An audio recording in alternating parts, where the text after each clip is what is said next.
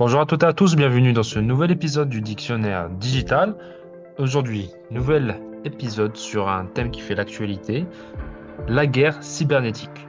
Pour en parler, nous recevons Dr Mohamed Beddine Yetioui, professeur d'études stratégiques au National Defense College des Émirats Arabes Unis. Merci Monsieur Mohamed Beddine d'avoir accepté notre invitation. Bonjour et merci pour cette invitation. Alors, on essaie toujours de commencer par une définition. Quelle serait votre définition d'une guerre cybernétique? Alors, la guerre cybernétique est liée à différents enjeux dans le monde contemporain. On voit de plus en plus, en fait, une guerre informationnelle qui est en train de se monter un peu partout entre différents acteurs, des puissances plus ou moins importantes, qui cherchent à se porter atteinte mutuellement.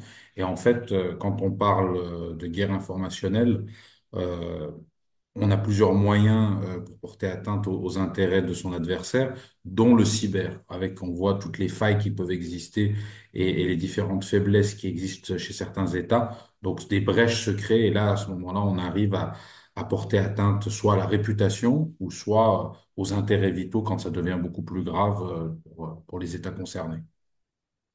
Alors, quand vous parlez justement de ces intérêts vitaux, est-ce que vous pouvez plus développer sur ce point-là en particulier? Alors, les intérêts vitaux, quand on voit, par exemple, ce qui s'est passé récemment au Maroc, on a eu lors du dernier Conseil des ministres un décret qui a été pris pour protéger, par exemple, le cloud marocain et veiller, dans le cadre de la stratégie cybersécurité 2030 qui avait été mise en place, enfin annoncée il y a quelques semaines, le prolongement.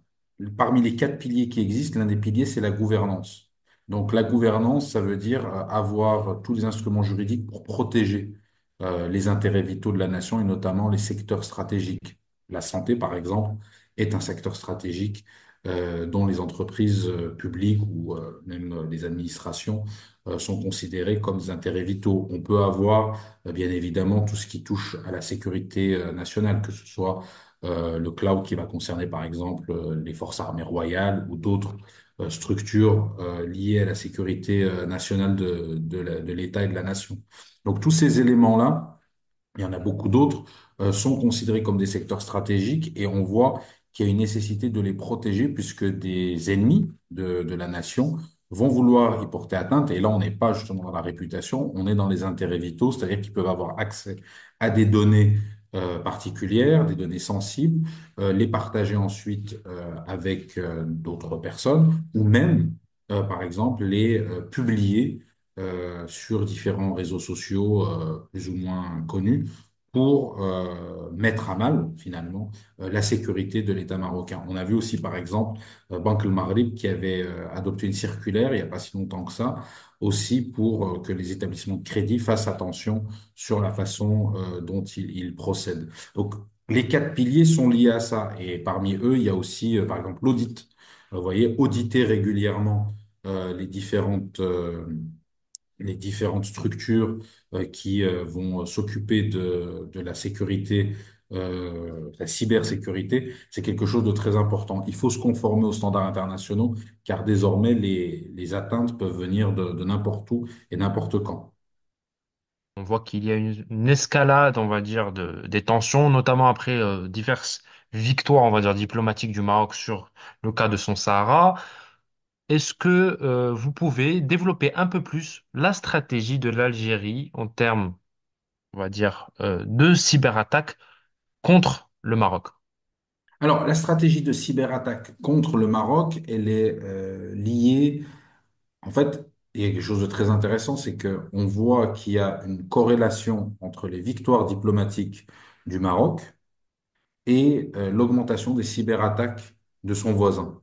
C'est-à-dire que plus le Maroc diplomatiquement engrange des victoires et multiplie les reconnaissances liées à la marocanité du Sahara et au fait que ce conflit est un conflit artificiel, on l'a vu depuis décembre 2020 et la reconnaissance américaine, on a eu ensuite l'espagnol, plus récemment la française et bien d'autres.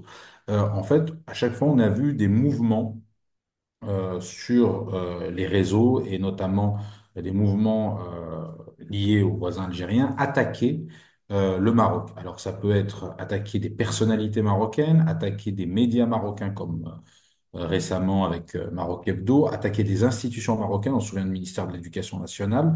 Et en fait, on se rend compte que c'est devenu un élément important dans la stratégie algérienne pour, je dirais pas contrebalancer, mais en tout cas faire plaisir à son opinion publique avec une forme de populisme en disant, regardez, on sait attaquer au Maroc et on ne se laisse pas faire. Mais on voit que ça pose d'autres problèmes, en tout cas, déjà par rapport à la crédibilité de ce voisin-là, puisqu'il y a certaines attaques qui sont liées, on le voit directement, à des officines étatiques et d'autres qui sont plus le fait de personnes j'allais dire, secteur privé ou des personnes, des anonymes qui agissent sur le net dans le seul but de défendre quelque part la vision du régime algérien et de voir le Maroc comme étant finalement l'alpha et l'oméga de toute la politique algérienne.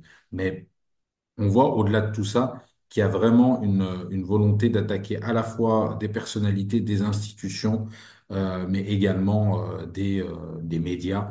Et ça prouve qu'en fait, c'est une vision assez globale d'attaque, de volonté d'attaquer les intérêts marocains, quels qu'ils soient, pour les salir principalement.